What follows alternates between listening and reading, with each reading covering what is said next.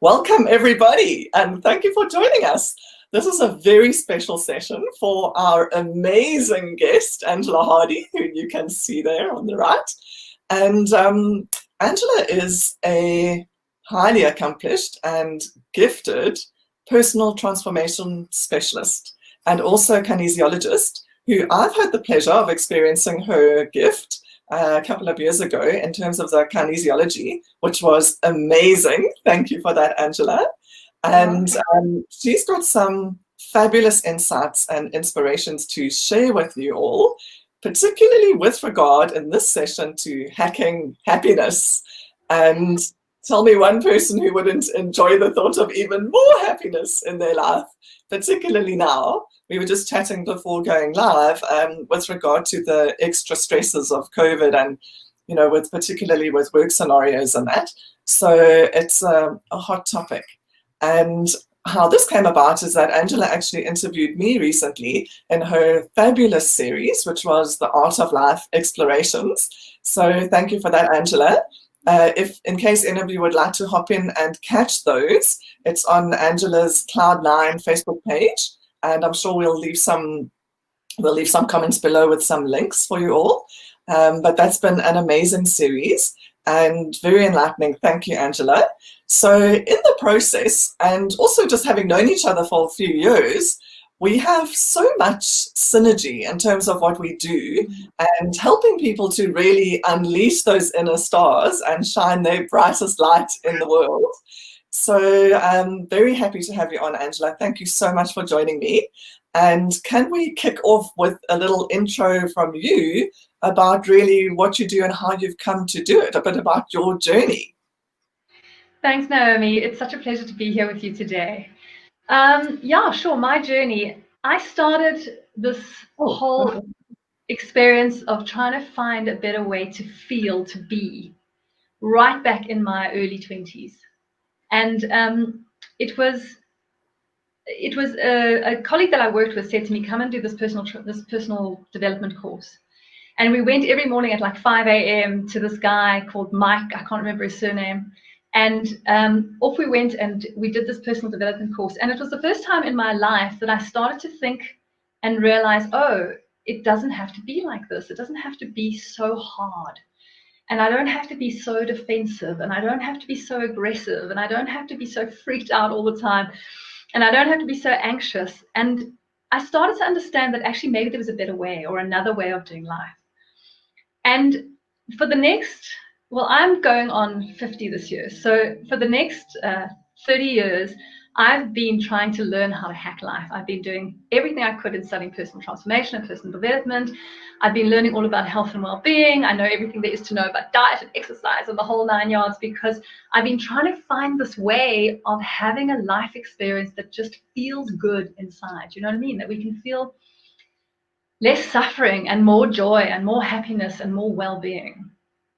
And so some years ago, I discovered something called kinesiology. And I started studying kinesiology because I found that it was like almost this magical technique. It was this magical methodology that really helped instantaneously change the way that our bodies worked, our minds worked, our electrical field, our emotional field worked in relation to stuff in a really, really quick and effective way.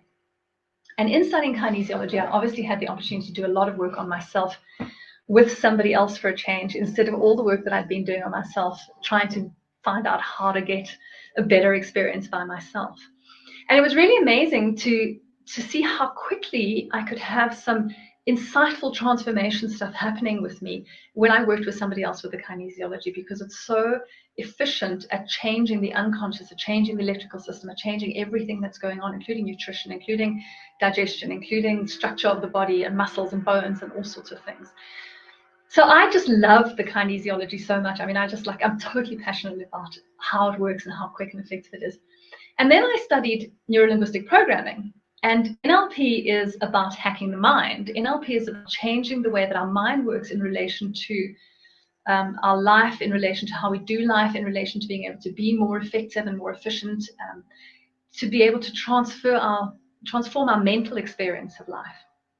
And I love the NLP as well. It was what actually took me into doing more work around self-love and self-worth and self-esteem in my practice, which is now some of the stuff that I actually focus my work on, is teaching people how to have self-love unconditional so that they can be well and happy in their mental, emotional space. And while I was at this NLP course, somebody said to me, you must read this book, Clarity. Now, when my friends say to me, jump, I always say, well, how high? Because I know that they know something that I don't know. And I'm so passionate about finding a way to hack life and do this thing better and have a better experience of it. So I started reading this book, Clarity. It was by a guy called Jamie Smart. And he spoke about something called the 3 principles. And as I was reading it, I was thinking to myself, there's something here. There's something here that I've never really understood. I've heard it before. It's come to me in many ways before, but I've never really understood how to put it together in like all the puzzle pieces with the frame around the outside and the pieces go in the right place. I've had all these pieces scattered around, but I've never known how to put it together. And so as I read it, I then gave it to my husband. And I said, you've got to read this book. And he read it, and then he started Googling about the principles. And next thing we came up with Michael Neill, who is my personal guru. I find him amazing. He speaks my language. And as I started learning from Michael Neill and all of these other people who speak about the principles, I started to understand something that literally it was like from all of these years of work, I'd have these dominoes all lined up, ready to just have that one thing that would tip them all over. And when I really learned to understand the principles, which is a way of explaining all the stuff you've heard before about how happiness resides within, how the mind works to create our felt experience, how it's all happening here and not so much in the outside world. The outside world is producing an experience for you, but the way that we process that experience, the filter to that experience, is happening in our own mind, through our own preferences, through our own conditioning, through our own likes and dislikes, through our own understandings and misunderstandings. So as I started to learn the principles, it was like these dominoes just started going over, and I was like, wow, I finally get it. I finally understand how to hack life, how to live this experience of returning to well-being much more quickly, of having much more resilience, of not buying into the bad feelings, of not enoughness, and of fear and of anxiety and of feeling like I need to do better, of getting so attached to life, of not being able to flow with the experience of life. And so since I've been learning the principles, I've also obviously been teaching the principles and using them with my clients. And I can tell you that even in the first 3-hour session, I always do this intensive 3-hour session with them to start. And after that first session, it's like watching these light bulbs go on in people's minds and just seeing them come alive to a new way of seeing the world, a new understanding, waking up to what's actually going on. And it's so beautiful and so amazing that I'm completely inspired by it. And I can talk about the principles and about life and about how the mind works all day, every day, and how to get to that place where you can just have freedom of emotion, freedom of mind. And that freedom of mind, how it can lead you to have a freedom of your life experience, to just be able to literally be you and be happy about that. So that's how I got there, through my own trying to get out of suffering and trying to find this fascination for how life works and how to do life better. Wow, Angie. So now you have now completely sparked my interest as well. And I'm like you, if I find someone else knows something and they point me in that direction, I'm like, I want to learn that too. I'm so excited. No, totally. And I've never heard of the 3 principles before, or of Michael Neill or the book Clarity. So it's fascinating. And I'm also interested, because of having been to you for kinesiology in the past, which was really brilliant, and quite, breakthroughs can happen so quickly, I found with you too. And I was just wondering, how do you integrate the principles and the kinesiology? Is that just a natural fit? Yeah, they really fit well together, because the value of the principles is that we can start to see. Let me just really explain to you my philosophy of how it all works, how the mind actually works to create our life experience. So we have these symptoms. So my clients will come to me and they'll say, oh, I've got the symptom of depression or anxiety, or I don't feel good enough, or I don't love myself, or I have low self-esteem or low self-worth, or I feel unsuccessful in my work, or I feel like I'm bad at life, or I don't love my life, and I want to have a change in that symptom. And the truth of the matter is that most people will go to a therapist, and what happens is that we work together on the symptom. You know what I mean? The therapist and the individual will say, well, here's the symptom. I feel unsuccessful. Let's make you more successful. Or I feel depressed. Let's work specifically with your depression. And I've come to understand that that's actually a load of garbage. That actually a symptom, just like a symptom of a medical condition, is an issue or a personality story, or something that we do, or a behavioral thing that comes up because we have some underlying belief system or underlying sabotage program that dictates how we respond to life. It dictates how we see life, it dictates how we experience life, and it dictates the response that we have. So anxiety or depression or fear of failure or not feeling like you're enough of an individual or feeling unlovable, these are all symptoms of misunderstandings that go below. And so the very first thing I do with my clients is I teach them to see life in this way, and I show them how it actually works in this way. And it does take 3 hours, so we can't do it now, but it's really a case of saying, oh, you've looked at life as though it comes from the outside in. But actually what you haven't understood is that your experience of life comes from the inside through your thinking. And so I teach them to start to watch their thinking and to notice what thinking does with an outside-in experience to create an emotional outcome. And the emotional outcome is really very habitualized by the time you get to your 30s and 40s, which is kind of the age group of people that I'm starting to see mostly. It's a very habitualized response to life, which is what makes this outside-in experience seem so seamlessly true. And I show them how their mind is pulling this massive con job on them that says to them, you need to go to the outside world to solve this problem because that's where it comes from. And as they start to see that truth, they start to realize that actually the only place that any problem has to be solved is from the inside in, from the place of thinking and understanding to the place of emotion. And so that's our very first session. And then after that, we start to work with the kinesiology. Now, the kinesiology is really amazing because I can use kinesiology to literally test your body for what's going on, which is what makes it really, really efficient. So all of these misunderstandings that the behavior or the symptom is resting on is something I can test from your body. So I do a muscle test, which kind of would look like, let me just see if I can get you in the screen here. Okay, there you go. So a muscle test would be, I'd push on your arm, for instance. And if something felt true or real for you, you'd be able to hold with no difficulty. But if something was not true or real for you, that would create a stressor in your brain because it would be opposite to what your belief system is. And because that is a stressor for you, the message from the brain via the nervous system to the muscle to contract the muscle has less energy. And so the muscle doesn't contract as tightly, and the result of that is that the muscle has less energy. And when I push with the same pressure on the arm would dip a little bit. And you can actually, if you have somebody around with you at any time, you can try this out. It's a really cool experience. You can get them to hold really tight and push nice and firmly on their arm. And if they think about something happy, they'll be able to hold with no difficulty. But if they think about something stressful, their arm will just fall down instantly like that. So this is a kinesiology test, a muscle test, which they use in kinesiology and all sorts of other therapies.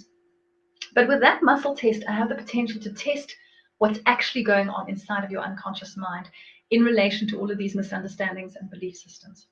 And then I have, I don't know, maybe 500 different corrections available to actually literally shift the unconscious thinking and repattern and reprogramming the unconscious mind to a new understanding. And so we'll talk about the understanding and the misunderstanding and come to a conscious new understanding. But that's just a small part of the deal, because just believing something different on a conscious level doesn't change the age-old misconception that sits in the unconscious mind. And so we have to change that misconception in the unconscious mind. And that's what the kinesiology can do. It's really, really quick. We normally deal with things called sabotage programs, reversals, or conflicts. You'll have heard of conflicts before. And with a very, very short 1 hour session, I can change an entire thought process in your unconscious mind that will never go back to that thought process again. And so, for instance, if you were to come to me and we were looking to get you to a place where you felt unconditionally self-loving, where you could love yourself even when you were a complete train wreck, and you could love yourself when you were absolutely fantastic and doing a wonderful job, which, let's be honest, as human beings is the nature of our life experience. It's always going to be one or the other, you know what I mean? And then something in between. We're never going to get to that place where we, oh, yay, I'm finally perfect, so now I can love myself, which is what we're all looking for, right? We're looking to find that route to feeling okay. So let's say that you had a belief system that said, in order to love myself unconditionally, I have to be perfect at everything. I have to be perfect at everything. That's going to be a serious problem for you, because unfortunately, you're not going to be perfect at everything. You're always going to be able to find something wrong, something that you're not good enough at, some way that you're not pretty enough, or you're not skilled enough, or you're not sharp enough, or you're not, I don't know, there's going to be something wrong somewhere, always. And so you're always going to be able to find something to criticize if you're looking to find self-love or self-worth through perfection. And so this ideal that you're sitting on, this idea that it has to be perfect in order for me to love myself, is a sabotage program. It's a misunderstanding that stops you from having what you want in the end, which is unconditional experience of yourself, the capacity to be okay with yourself, regardless of whether you've really been epically stupid or you're being fantastically wonderful. And so then we can use the kinesiology and my understanding of all of these misunderstandings, because hello, been there, done that, to correct that. And after that one little session, you won't have that misunderstanding again. And you'll be able to live in a different experience, because you won't have that thing that says to you, I can't be okay until. And then, of course, the feeling of never being okay that comes from that. Sure. And I imagine that it's also likely a series of layers of uncovering those various thoughts that we're not aware that we have. Is that true? Like a sort of the unpeeling of the onion scenario. Absolutely. Yeah, absolutely. And look, that's the advantage of working with somebody who is experienced, because I know when we haven't unpeeled it completely yet. You know, I've been there and done that and lived it myself. So it's quite interesting. As you learn these techniques for coaching, you learn how to listen to what somebody's saying, and to like your mind just goes ping, ping, ping. You know, like your bullshit denominator is so high, it's so well trained, that somebody will say, oh, you know, I know that I just want to be more successful, and I'm listening to this, I just want to be more successful, and I know that yes, they want to be more successful, but why? For what purpose do you want to be more successful? And then if we were start to go down there, they'd say, well, I want to be more successful for this purpose. I want to feel better about myself. Okay, well, for what purpose do you want to feel better about yourself? And we can just, even right from the beginning, just asking the right question, we can start to unpeel that onion. And ultimately, most of us are looking to feel good. And we know with such a deep level of certainty that the way that we feel good is that we come from a place of love, and we feel a sense of love within us. And so we want other people to love us, and we want to love ourselves. And we want other people to love us because we don't know that we can skip the middleman, love ourselves, and then actually we don't have to worry about whether other people love us. And then they can love us naturally without us being so clingy and so attached to the need that they should feel this way about us. Life just becomes so much easier when we can love ourselves unconditionally. The rest just kind of flows from there. And so I'm always looking to say to them, for what reason, for what purpose do you want all the success? For what purpose do you want all this money? For what purpose do you want to feel not anxious? For what purpose do you want to feel more happy? Because I want to feel love. I want to feel love. It's the ultimate spiritual goal, to have a sense of love in you. Wow, that's beautiful, Angie. And it ties back to what you said in our last interview with regard to really being free to be yourself. Which is such an important thing always in my work, in terms of being yourself, you know, on camera and in your photos and in your videos and online. But like you say, the underlying thing there being that experience of being enough and the self-love, so that it's fine to be yourself without being afraid of rejection or whatever might come with that. Yeah, you must experience it a lot with your clients. I mean, everybody's camera shy when they first get started, aren't they? Just about. And the only way of getting over that camera shyness is to stop that chatter inside the filter of your mind that says, what does Naomi think? Do I look like a chop? This is awkward. I feel stupid. This is the conversation that creates the feeling. Do you know what I mean? If you had an absolutely clear mind, you would shine. And that's what you're doing with your clients, is you're helping them to free their mind from that chatter, so their own inner sense of self can come up and shine through them in your photography and in the video. Yes, it's interesting though, because there's another layer here too. So with being on camera, one of the first things that I advise is to really think about the person on the other side of the lens, and to really pour your attention and your communication to them, so that you're looking at that one person through that lens.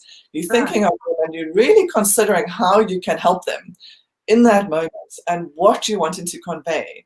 But that's only, as I'm listening to you, I'm thinking that's only really going to be, you're only really going to be fully free to be able to do that when you have cleared out what you're talking about, that inner chatter, so that you've dealt with your own issues first, and then you can place your attention completely on them. Am I right?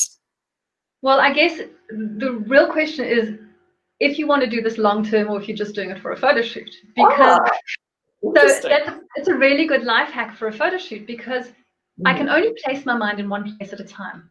Yes. I'm only thinking about one thing at a time. If in this moment I'm thinking about something that I absolutely love, my energy is going to come up. I'm going to feel amazing. I'm moving towards an experience.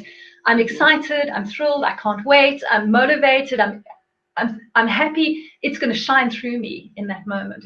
So that little trick that you're using is a perfectly fabulous life hack for that brief period of time in which we're asking you to have that experience, so that that can shine on camera.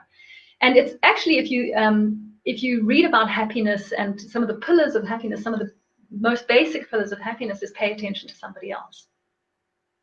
Because it takes your mind away from the internal BS chatter that keeps telling you you're not enough, and what are other people thinking about me, and am I doing okay, and who am I to be doing this, and you know what I mean?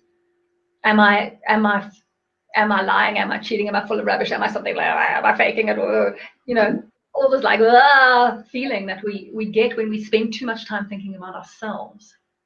And so in the short term, that's a really great life hack. But in the long term, if you want to have great resilience and be free, to be emotionally free all the time as much as possible, you have to see that you've got habitual belief systems that keep bringing these thoughts into your mind. And so it always looks to people as though, oh, this thought came into my mind and I became angry because somebody dismissed me, or somebody wasn't listening, or, do you know what I mean? That's why I feel less than, or rejected, or dismissed, or unimportant, or whatever it is. But actually, the fact of the matter is that you live in a world where other people are not necessarily paying attention to you. So they're going to be sometimes dismissive. They're going to sometimes reject your opinions and your ideas. They're going to sometimes not even listen when you're talking. I mean, the other day, my mother said to me, "Show me your art," and then proceeded to not look at any of it. I was like, okay, Mom. There was a time in my life where that would have been hurtful for me. But now it's not a problem, because she said, "Show me your art," but she was distracted by the chat we were having and the thing that actually she wanted to do next, and the art wasn't that interesting to her. So for me, I need to not be attached to my mother loving my art so that I'm okay. I need to not be attached to anybody loving my art in order for me to be okay. Yes. Then you can love my art, you can hate my art, you can not know it's my art, you can not give a damn about my art, or whatever, and I'm always going to then be able to be okay. I'm not attaching the one thing to the other. So in the long term, if you want to have this experience of more and more being in a peaceful state, in a well-being state, in an emotional free state, then absolutely yes, you want to get below to those things that keep hooking into your old stuff, and keep hooking into your belief system about, Naomi's got to love me so that I'm okay. She's got to tell me I'm fabulous, then I'll feel okay. Well, Naomi did fabulous like not even 10 minutes ago. Well, actually 25 minutes ago now that I look at the time. But that's only going to last for as long as I'm talking to Naomi. You know what I mean? I'm going to feel amazing. Naomi's cool. She makes me feel so cool. But then I'm going to go and talk to my husband, and maybe he's in a grumpy mood, and then I'm not going to feel okay if I'm relying on somebody else. Or my mom's not going to be paying attention to my art, or she's going to be talking over me, or whatever. Then I'm back to something else if I'm not going to just be okay. It's true, because we can be so easily triggered by outside influences, and often, in particular, the people close to us. So with that in mind, Angie, do you have any little tips, little hacks that we can help ourselves in those moments, when we do get triggered, or even before that? Just a few ideas that we can maybe use in our lives just to help us, normalize is the wrong word, just to help us overcome those triggers so that we can be more balanced, as you mentioned earlier. Yeah. So this is not by a long shot the whole story, because actually to understand the background is to have a really good understanding of this. But I will give you some nicks and knacks and tricks and hacks. The first thing that you really need to understand in order to do a good life hack around this is that you are only in the feeling of your thinking in the moment. So if my thinking is anxious, I'm going to have anxious feeling. And at some point, if my thinking gets distracted by something else, these chemicals that created anxiety in response to the thinking I was doing are going to clear themselves up. That's the nature of the design. It is how it works. And so I might be triggered even very unconsciously. I might not know that I did thinking to create anxiety, but we have a whole pattern of unconscious thinking that we're not even aware is going on. We'll call it the habit of old thinking. So even that is thought, although we're not aware of it as a voice in our heads. So the first thing that I can say to you is you're only in the feeling of your thinking in the moment. And the sooner you stop thinking about that thing, the sooner your body's going to just clear up those chemicals and you're going to start feeling well again. So in the short term, I always tell my clients, your friend is distraction. Distraction is your best mate of everything. And depending on how much thinking you got involved in and how disturbing that thinking was is going to determine the size of the distraction that you have to get in order to get out of that thinking and move on to something else. So for instance, if I notice that I'm not feeling great, and that's not hard to do because I don't feel great when I'm not feeling great. If I notice I'm feeling anxious and I notice it really early, and I know for a fact that I created that feeling inside of me, that is not because of my external situation. It's because I had some filter for that external situation that created anxiety in me. Then all I need to do is find something a little bit more interesting than whatever was triggered by that to go to, so that my mind will then become involved in something new. And I have a list of them of my own that I discovered early on were really good state changes for me. Probably my favorite is phone a friend and find out how they are. Don't phone a friend and bitch and whine about how you're feeling. Phone a friend and find out how they're doing. Because when we take our attention onto somebody else's stuff, onto somebody else's life, onto experiencing somebody that we love, then we take our thought to that loving feeling about them, and the chemicals change to a loving feeling. So number one, phone a friend. But there's all sorts of other ones that I love to do. For me, if I exercise, it brings up really good feeling in me, particularly if I do a sport. So I love badminton, it's like my favorite thing in the whole world, just about. So when I know that even if I've had a bad day, or I felt a lot of stress in my mind, or I've created all sorts of garbage that is weighing me down, if I went and played badminton that night, I'd just be book and I'd be okay again, because I'm paying attention to the shuttle and how fast I have to run to go and get it. So those are really good distractions, but sometimes we need quicker, easier ones. I love a good piece of music, particularly a good piece of happy music. I love singing along at the top of my voice to a good piece of happy music. I know people who love heavy metal. Why? Because you can scream along to heavy metal, and when you really expel hard breath, it changes the physical and the emotional state in your body. So yell to some really loud music. I love to go dancing around the room. Dancing around the room always makes me happy. If I need a little quick state change, I'll go open the fridge and have a look at what I'm going to make myself for lunch. You know what I mean? Don't just eat your way to happiness, please, because you're going to be a house. But if you're looking at what you're going to make for dinner, what you're going to make for lunch, and then you're letting that creativity start to, if you love to cook, it's a great state change. So you're looking to do something that is a state change, and you're looking to know what changes my state.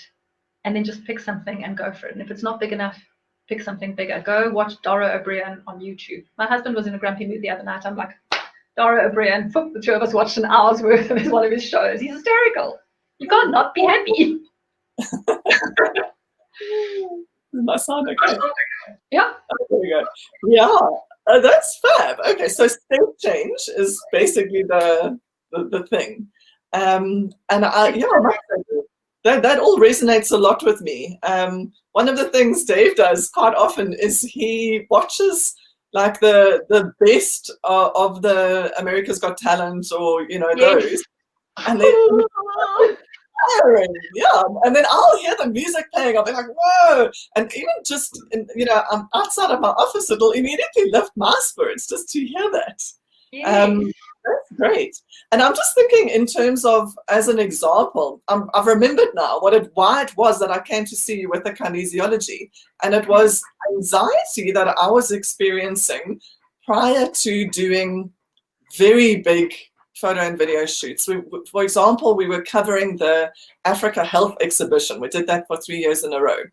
And it was very intense because there was a lot going on at the same time. And so we were a team, and we had to be in different places at certain times over about 3 days. So they had about 450 stands, big stands, Siemens and things like that, that all had to be covered, photographed and videoed. Then about 12 conferences running concurrently, and we had to cover all of those. And then they had VIP tours going on. We had to cover those. We had to do ribbon cutting, ceremonies. We had to do where they were giving out charity checks. So it was like really high intensity. And if you missed something, you missed it. So I had a lot of anxiety like leading up to those, because if you miss anything, and it all had to be so structured and so on time, and to coordinate the teams and that sort of thing. And I remember doing the kinesiology with you, and I remember this distraction thing that you were doing. And even as simple as I remember you got me to look at the tree on your wall at one point. It was a complete break from what I was thinking about, and just to get to that underlying source of anxiety. So it really it worked for me. I think based on what you're reminding me, I think we were doing an NLP technique called pattern interrupt. Yes, that sounds familiar. Yeah, pattern interrupt is really, really fascinating and very powerful technique in NLP. Because what happens with our brain is it habitualizes a response to something. And so the pattern is I see or I am cued by something, and then I go A, B, C, D, E, and then bump to Z. And the more I use this pattern, the quicker I go to that place Z where the anxiety comes up and comes and slaps me around the back of the head. So what the pattern interrupt technique does is that we take the cue, and I ask, tell me if this sounds familiar to you, Naomi, if this is what we did.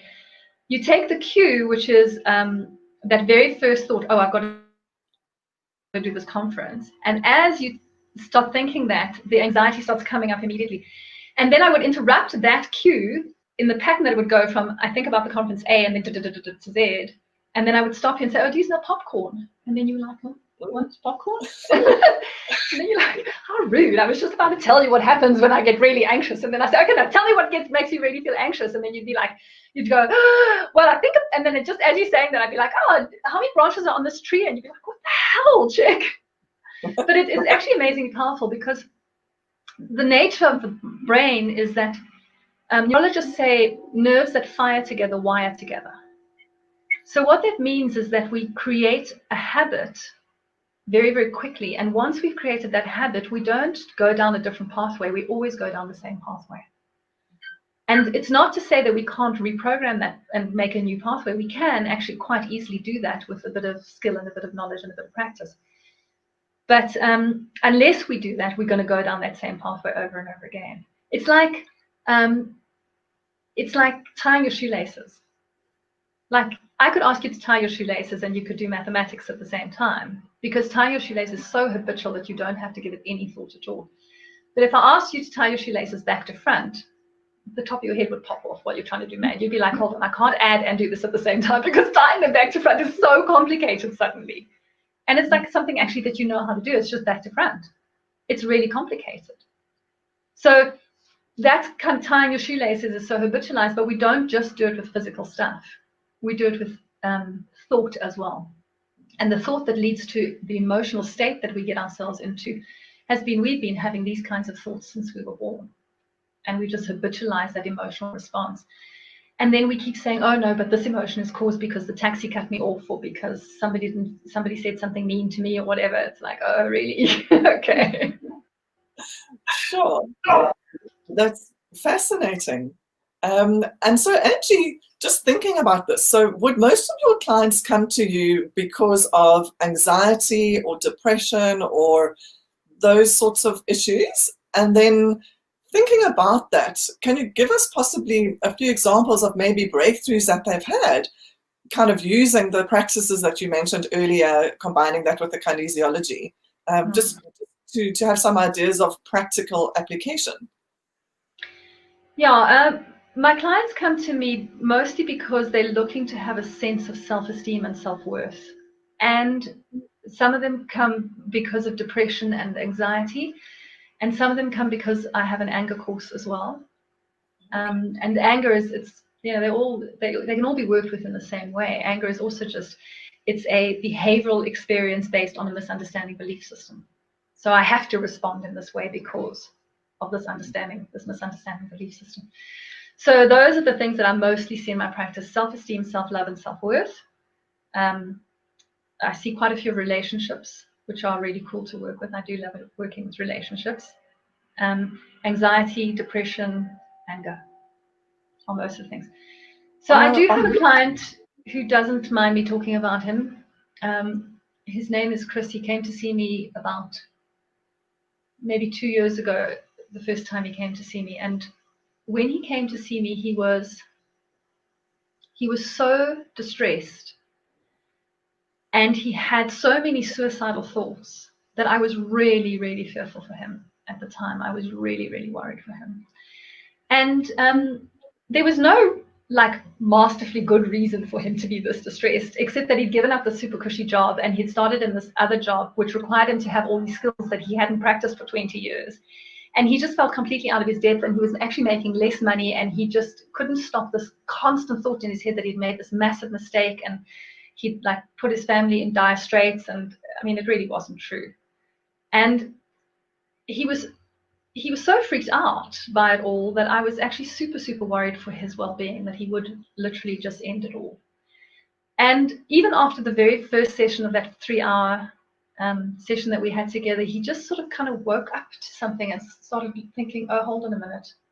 I've misunderstood. Something has actually been wrong with my thinking here. That's what's going on. And as we worked together over that 3-month period, he literally changed completely into returning to this powerful, inspired, self-confident, self-aware, self-managing, he just found his mojo again. And he's such an amazing guy. I mean, he's a very interesting man. He's very well read. He's very dedicated to helping himself, but he just hit the slump that he couldn't see that it was happening all in his thinking. And at the same time that I worked with him, he actually was seeing a psychiatrist and 2 psychologists. And they weren't helping him at all, because the psychiatrist insisted on putting him on all these drugs, which, when people go onto drugs for depression and anxiety, they are marginally helpful for a short period of time. And there has been some research that indicates that that's actually a placebo effect, and that the drug itself is not helpful. But they also have these terrible side effects that you then have to live with, in addition to it being not as effective as you would hope it would be.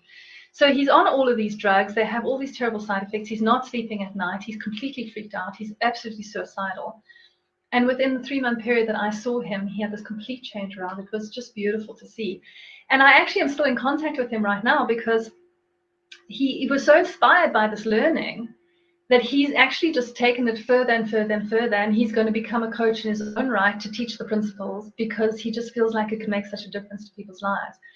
So he's one of my my favorite case studies to talk about, because he was just so engaged in the process, and I just loved working with him so much. I mean, look, I can pretty much help anybody who is engaged in helping themselves. and helps those who help themselves too. If you're just coming here and you're going to be like, nah, fix it for me, I'm like, no. You have to be willing to change your mind. The only thing you have to be willing to do is be aware of your thinking, practice awareness until it is a habit. Watching thought becomes a habit for you. And be willing to have been wrong about what you thought was true. That's all. Fascinating. And it can be scary for people, particularly people coming up to our age that are thinking, sure, but I've lived with these belief systems for like 40, 50 years. And now I've got to think that maybe I was wrong about this belief system. And they can be like, oh, Ange, I don't want to get them scared. Like, what are you going to make me believe next time? But it's such, for me, it's such an incredible journey to notice for myself, like, all of this angst and pain and suffering and hardcore and life feels so hard has just been based on a misunderstanding. All I have to do is understand something differently. I don't have to become a better person. I don't have to be I don't have to be nicer. I don't have to be sharper. I don't have to be perfect. I don't have to be wonderful. I don't have to look better. I don't have to act better. I don't have to be somebody else. I tried being somebody else for years. It didn't work. That was too hard. I couldn't solve it like that. I can just relax, be completely easy about the fabulous, fantastic, moronic, idiotic, epically successful, fantastic failure that I am, and just chill about that completely, because actually it's just a simple misunderstanding, and all I have to find is that misunderstanding. Boom. That's all. So that's super exciting for me, because it's such a little thing actually just to change. And it's become so obvious. The obviousness of it is the best part. It's like once I see a misunderstanding, I'm like, how could I ever believe anything different? Like, what was I thinking, that made me believe anything different? So it's not even hard to change a misunderstanding. And that's all you have to do. I'm listening to you. I'm thinking possibly the hard part is to identify the misunderstanding, which is where you would help quite a lot. Well, that's the thing. That's the thing. That's why it's helpful to work with a guide, because I already know probably, I've got a list of all the misunderstandings, and I'm going to just ask you, fill out this form. And before you know it, I'll have an entire list of that understanding from the horse's mouth. You will have told me and you won't even have known what you're misunderstanding. Okay. I was listening to something also that's been coming to my mind as you've been speaking about anger, and how anger often can be a habitual behavior based on something that in the past gave you a sense of power. So so there's sort of that relation where you've leaned on it as to get your power. And is that right? And is that something that you can resolve? Yes. Well, I mean, you can be angry or you can be happy. So you can use anger to get your power, or you can be happy. Okay. It's quite simple, really. Once you see that, because look, everything that we do, all of our behavior has a positive intention for us, even when it is the most destructive behavior that we could possibly come up with. Even drug addiction and alcoholism and losing your stuff and throwing things around, it all has a positive intention. We want something from it. Okay. And so in that moment with power, the positive intention that I'm looking for is to not feel hopeless, helpless, lacking in power, like a victim, rejected, unloved, not enough. So what do? I use a very powerful emotion to make me feel strong. Yes. But it's destructive. Yeah. And when your wife or your husband are busy leaving you, and your family doesn't want to have anything to do with you, and you losing credibility at work, or whatever anger is doing for you, on the negative side becomes sufficient, you're probably going to be willing to let go of that power and say, maybe I can find it another way. Yeah. And you can, because you can be in that power or you can be happy. You can't have both at the same time. Oh, that's interesting. Yeah, because I've also read about the hierarchy of emotions, where anger is higher up on the scale, or better, if we can use that word, than depression, because of depression being so powerless. So what I've read was to kind of help yourself up the stages, where joy, happiness, love being right at the top, but but it possibly being difficult to jump from deep depression to joy. So to be able to go up the stages. But am I understanding you correctly that you can jump, you can make that switch? Just actually pretty quickly, like really quickly. Yeah. Because Okay. because you don't have to use the tool of your emotional state to create another emotional state. Your body is naturally creating emotional states all the time. It's creating an emotional state every moment that you're in. All you have to do is know, oh, that's not working for me. I'm not going to engage in it. I don't have to buy it. I don't have to believe it. I don't have to think that it's true. Look, just because I'm feeling depressed doesn't mean there's something wrong with me. Just because I feel rejected doesn't mean that I'm a loser. Just because I feel like I'm not enough in this moment doesn't mean that's actually a truth. It's just that my thought process said to me, you know what, you're a loser and you're not enough. Oh, now I feel like I'm not enough loser. Does that make it true? No, it doesn't make it true. So there's a part of my mind that's busy watching my thought process saying, you know what, you're a loser and you're not enough. And this part of my mind is saying, okay, thank you very much for sharing. I don't need to listen to this chatter. Thank you for sharing. Then even if I went momentarily into the loser, I'm not enough feeling, there's a part of my mind that knows that that's a lot of rubbish. Oh. And so I cannot engage in this conversation that convinces me that I'm a loser who isn't enough. I'm like, if my mind wants to go and have a conversation about that, I'm like, I don't think so. Thank you very much. No, I'm not building that bonfire of not enoughness. It doesn't serve me. If I'm watching, I can catch myself do it. Yes. If I catch myself doing it, I can go and do something else instead. I do that. Yes. Okay. And so the knack that I'm teaching my clients is to see that you do it. It's you that's doing it. And to catch yourself really early in the process of doing it. That first thought, I like to call it a brain fart. That first brain fart that says, oh, I'm such a loser. And then that first feeling that comes up, boom, that says to you, oh, I just had a loser brain fart. The very first moment that happens, I want your awareness to kick in and say, oh, what am I doing to myself? Not, what is the truth of this experience that I'm actually a loser, and how am I a loser in the rest of my life, and how does everybody not love me, and how am I a terrible person, and blah, blah, blah, until I'm like so mired in this thinking that, of course, I'm convinced that that's the truth. And so then, with that in mind, students is having a little field day. Okay. With that in mind. Yeah, with that in mind, so the answer being, and it makes a ton of sense to me, to be able to catch yourself in those moments. Yes. Do you feel there's value in the concept of what I recently learned about brain priming? So where, for example, a recording of yourself with affirmations saying that I'm good enough and what have you, and success-oriented, so all the things that you battle with, those underlying beliefs that maybe are invalid.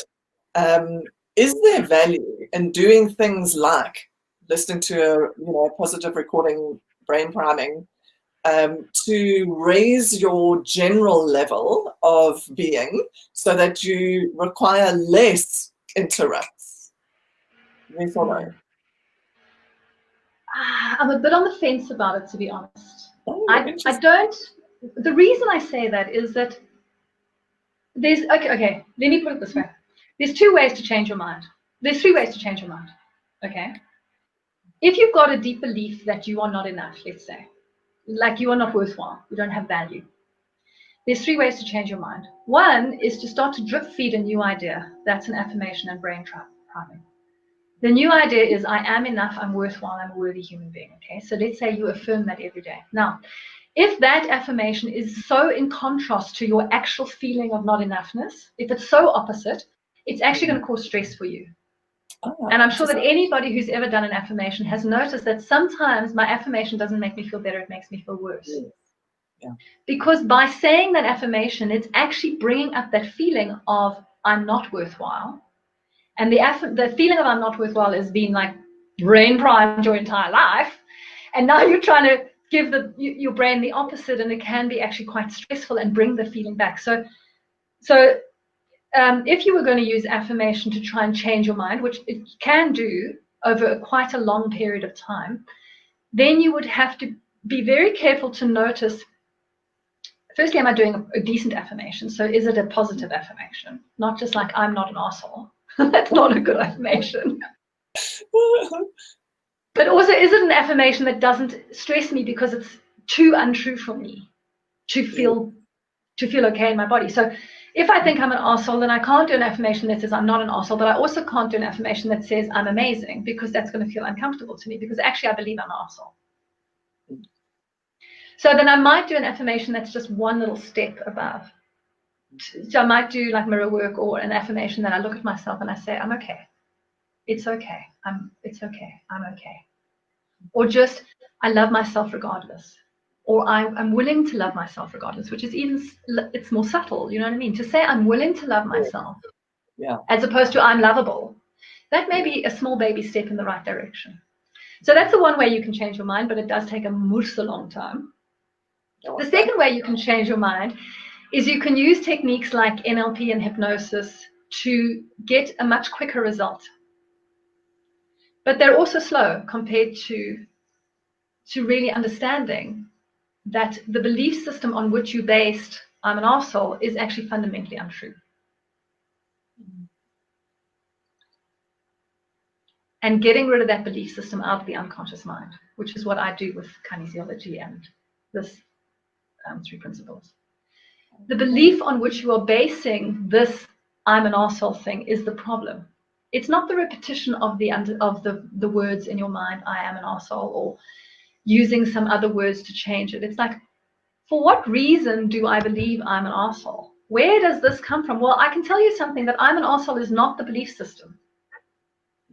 It's something more like, to not be an arsehole, I have to be something I'm not. It's more like that. I believe I'm an arsehole because I am not perfect. To not be an arsehole, I have to be perfect. That's the problem. All of this, I'm an arsehole belief system. Geez, I'm really saying arsehole. I'm sorry I used that actual. I'm sorry I didn't use something a bit more PC now that I've said it 400 times. Okay, I'm an idiot. Let's just change it right there, because it's making me start to feel a bit cruel. So, to believe that I'm not an idiot would be much more effective to go back to the misunderstanding of it's okay, it's not okay to sometimes be an idiot. Yeah. I have to be something else in order to love or trust myself and feel worthwhile than what I actually am, what my natural inclination as a human being is. There's any way at all to not be a worthwhile human being. Like, I'm just made of stardust, I'm made of carbon. Like, what do I have to actually be to be a worthwhile human being? You know what I mean? Yeah. So this constant thought, I'm not enough, I'm not worthwhile, I'm an idiot, people can't love me, all of that stuff. I don't personally think that it's useful to start from, if I feel unlovable, to say I'm lovable. Yeah.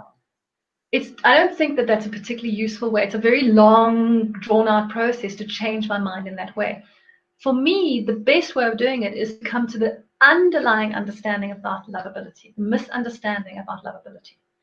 So, for instance, when I was doing this personal transformation work for like 20 years before I finally managed to say, oh, I'm actually having progress here, I also worked on the symptoms. I worked on the symptoms all the time. In order to not feel like an unlovable individual, I'll do better. Did it work? No, it didn't work. It didn't matter how well I did it. I always had to do better in order to feel lovable. So I can categorically say that proving myself didn't work as a way out of feeling unlovable. In order to not feel like I'm unlovable, I have to protect myself against the dangers of the outside world, because I thought the world was out to get me. So I put up this huge wall of protection. I was much more defensive, much more sensitive to criticism, much more aggressive in the way that I dealt with the world. That was self-protection. Yeah. It didn't work. I still felt as bad. I was more aggressive and more defensive. I was much less lovable as a result anyway. It didn't work. But that misunderstanding underneath all of that was that actually I had to protect myself from anything at all.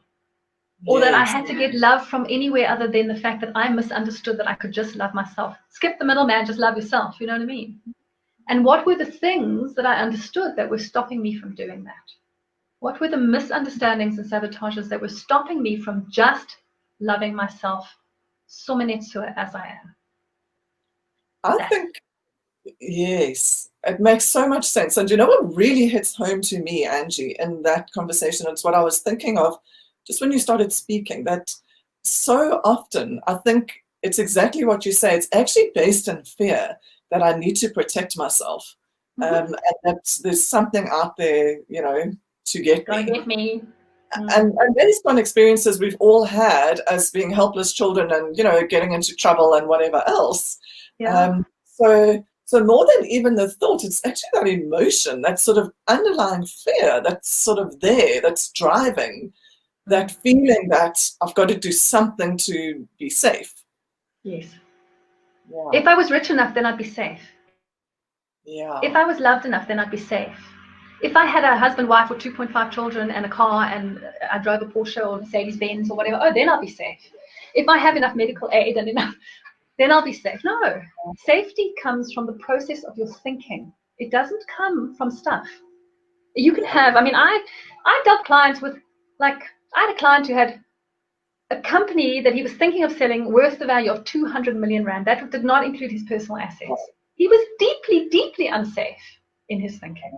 So he felt unsafe. It was all going to come crashing down at any moment. You hear about this kind of thing all the time. Very Safety much. comes from the process of your thinking. It's from the way that you see life. It's not from life itself.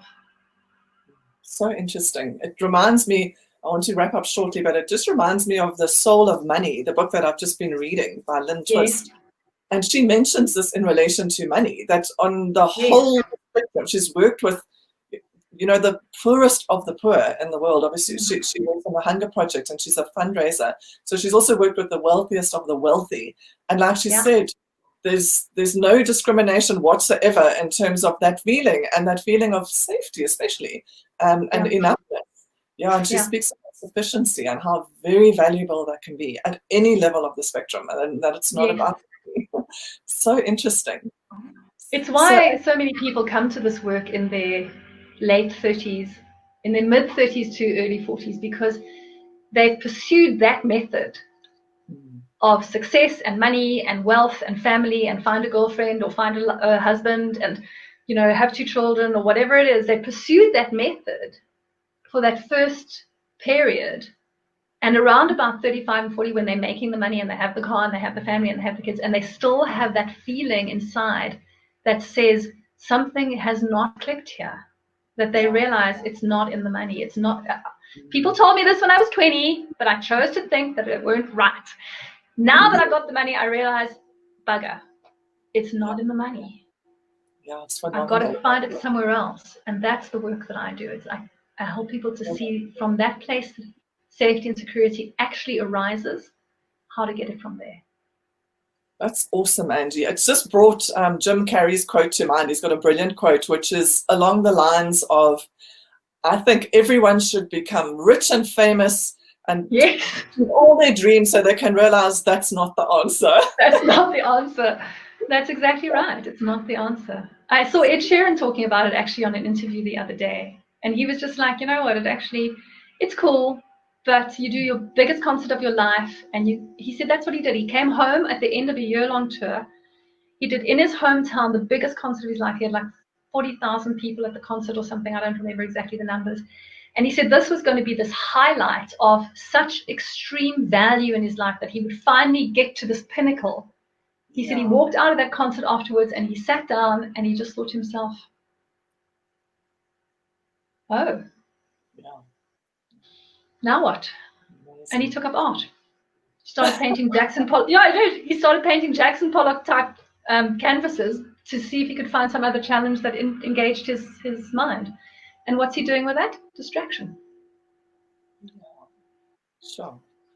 Because it doesn't matter what the pinnacle is, you'll never find that feeling that will last in the doing of life. So it's about the being, finding it in the being.